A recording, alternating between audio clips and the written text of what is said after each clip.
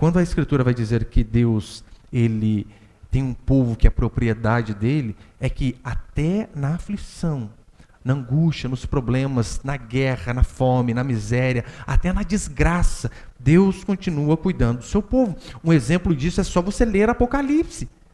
Nós falamos sobre as 7 igrejas de Deus, a qual Deus tinha instituído.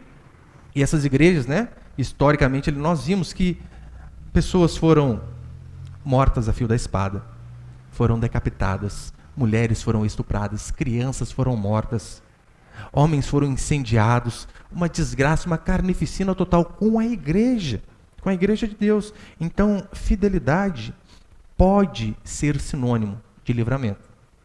Às vezes não.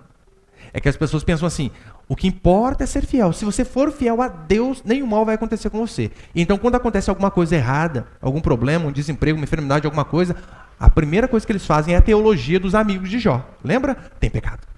Tem, só pode. Por que as coisas não dão certo? Por que perdeu o emprego? Por que o filho aconteceu isso? Por que aconteceu aquilo outro? Por que ficou doente? Então, eles fazem essa teologia dos amigos de Jó. Fidelidade, ela pode ser sinônimo de livramento, como foi no caso de Sadraque. Sadraque, Mesaque e Abednego foram fiéis a Deus. Por conta da fidelidade deles, Deus os livrou da fornalha. Daniel, no mesmo livro, diz a Escritura que por conta de sua fidelidade, Deus fechou a boca dos leões. Então ele não foi devorado.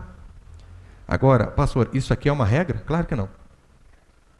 Em contrapartida, eu posso dar para você um homem que foi extremamente fiel a Deus. Urias. Lembra que Urias fez? Foi um soldado extremamente fiel.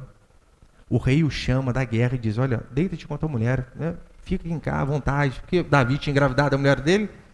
Diz a Escritura que Urias não entra na casa dele.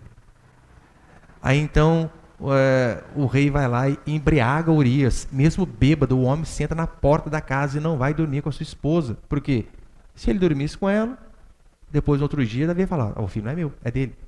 Davi estava querendo dar uma desculpinha ali, dar um jeitinho brasileiro, israelita.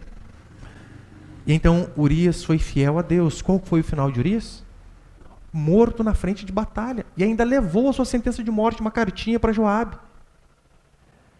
Se você ler Hebreus capítulo 11, que para mim é um dos capítulos mais espetaculares da Escritura, você vê homens fiéis a Deus como Sadraque, Mesaque, Abednego, como Daniel e como tantos outros.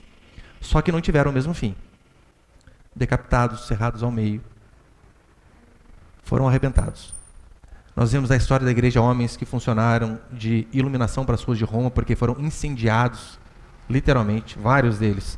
Então, é certeza para mim e para você de que, como diz o Salmo 23, ainda que eu ande pelo vale da sombra da morte, tem essa possibilidade. Enquanto vivermos aqui neste mundo caído e tenebroso, há a possibilidade de andarmos pelo vale da sombra da morte. A certeza que Deus nos dá não é de que nós sempre andaremos em um pasto verdejante, mas que ainda que andemos no vale da sombra da morte, a presença do Senhor sempre estará conosco.